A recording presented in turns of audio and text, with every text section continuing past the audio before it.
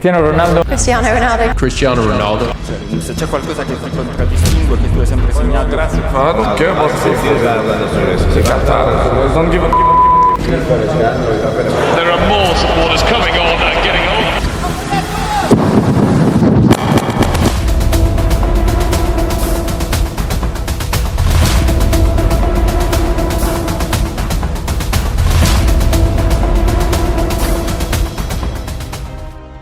Some people love him, some people hate him, some call him the GOAT, some say he's overrated. But no matter which side you're on, by the end of this video, I promise you one thing. This video will make you stop hating Cristiano Ronaldo. Because behind the goals, the celebrations, the arrogance, and the headlines, there's a side of Ronaldo that many ignore. A side that's built on hard work, generosity, and an unshakable belief in himself. So before you dismiss him, before you call him selfish, before you say he's just about ego, watch till the end. Because once you hear everything, you might just change your mind. First, if you enjoy videos like this, make sure to subscribe to the channel and like the video. It helps more than you think. Also, I've got a Discord community where you can talk football, debate, and be part of the discussion beyond just YouTube. The link is in the description, so join up. And lastly, this is my last video for the next 2 months. I'll be taking a break, but don't worry. I'll be back, and trust me, when I return, the content will be better than ever. Alright, now let's get into it. Cristiano Ronaldo was one of the most divisive figures in football history. Some call him arrogant, others say he's a bad teammate. The media loves to frame him as selfish, and his confidence, some say it's just plain cocky. But here's the thing. Most of the people who hate Ronaldo don't actually know the full story. They see the celebrations, the attitude, the occasional outbursts, and they assume that's all he is. But what if I told you there's more to him? What if I told you that behind the flashy lifestyle, the headlines, and the viral moments, there's a person who's done more for people than most will ever know? And this video will break it all down. We'll go beyond the surface, beyond the image, and uncover the side of Ronaldo that doesn't get talked about enough. The countless acts of generosity he's done that the media ignores. The insane level of hard work that justifies his confidence, and why at the end of the day his so-called ego is not just deserved, but necessary. What if I told you that Cristiano Ronaldo once refused millions just to donate his blood?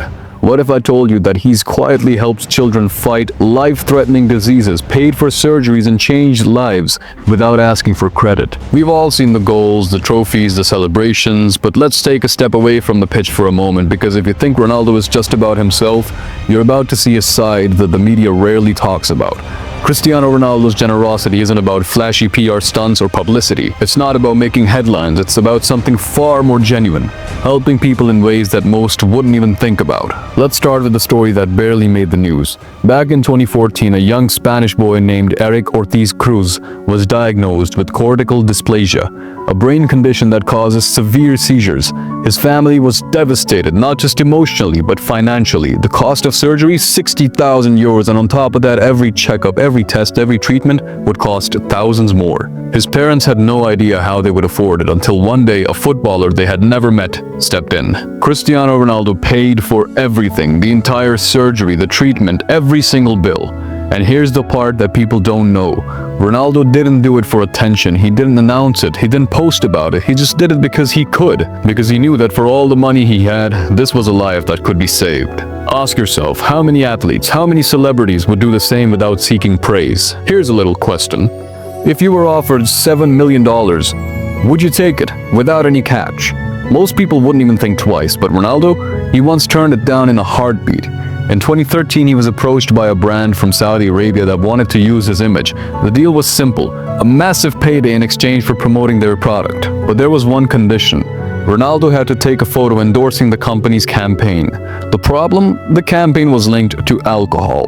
And Ronaldo, who doesn't drink because of his father's struggles with alcoholism, didn't even hesitate. He refused the millions because for him, money was never more important than his principles. This isn't a man who does things just for show. This is a man who sticks to what he believes in, even when it costs him. You've probably seen footballers advertising brands, doing sponsorships, and making millions off endorsements. But what if I told you Ronaldo gave up one of those opportunities because he wanted to donate his own blood? Most athletes avoid donating blood because because it affects their performance. It can make you feel weaker for days, even weeks. But Ronaldo, he's been donating blood for years.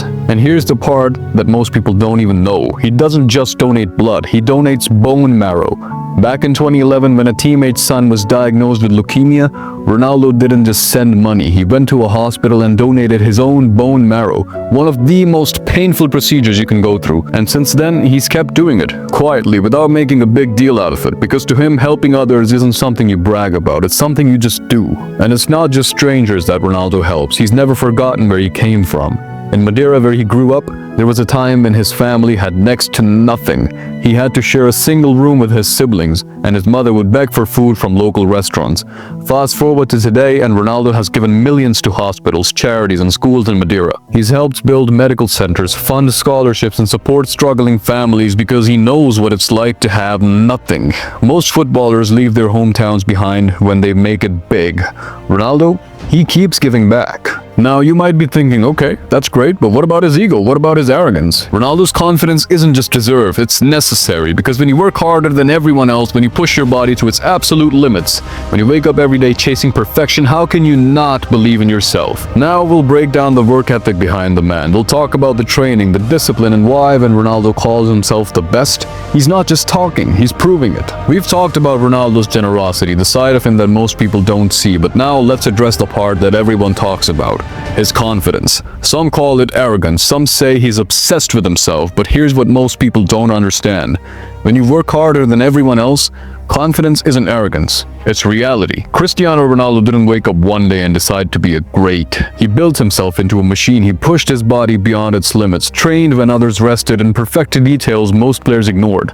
But why? What made him so obsessed with being the best? To understand why Ronaldo is the way he is, you have to go back to when he was just 15 years old. At that age, he was a skinny teenager with a dream. He had just started making a name for himself at Sporting CP, but then everything almost ended. Ronaldo was diagnosed with tachycardia, a heart condition that made his heart beat dangerously fast. If it wasn't treated, his career would be over before it even began. In the worst case scenario, it could have killed him. At 15, while other kids were just thinking about school and friends, Ronaldo was lying on an operating table not knowing if he would ever play football again. He needed surgery immediately. Doctors used a procedure to cauterize the part of his heart that was causing the problem. It was a success, but it was also a warning, a reminder that life doesn't always give you second chances. Most players would have taken time to recover. Ronaldo, he was back in training days later. That experience changed him. It made him obsessed with his body, his health, his training, because he knew that he could have lost it all. And maybe that's why he's so empathetic today. Maybe that's why he gives so much, because at 15 he almost became one of those kids who never even got the chance. We've covered his generosity, we've covered his insane work ethic, but what about his leadership? People say he's selfish, that he only cares about himself, but what if I told you the truth is the complete opposite? One of the biggest misconceptions about Cristiano Ronaldo is that he only plays for himself, that he's selfish, that he doesn't care about his teammates, that all he wants is personal glory. But if that were true, then why do so many players who have played alongside him talk about how much he inspires them? Why do they describe him as a leader, as someone who pushes them to their best? Leadership isn't just about wearing the captain's armband, it's about setting the standard, about making everyone around you better, and that's exactly what Ronaldo does. Luka Modric once revealed that in training, Ronaldo would get angry if you didn't work as hard as he did. If you made lazy passes, if you didn't give 100%, he would let you know.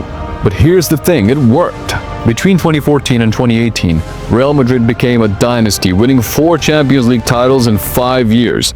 And at the heart of it, Ronaldo's hunger, his mentality, his refusal to accept anything less than excellence. Some people see that and call it arrogance, but the players who played alongside him, they call it inspiration. But if Ronaldo is such a great leader, such a hard-working player, and such a generous person, why does the media paint him as the villain? If you've watched football long enough, you've probably noticed something strange.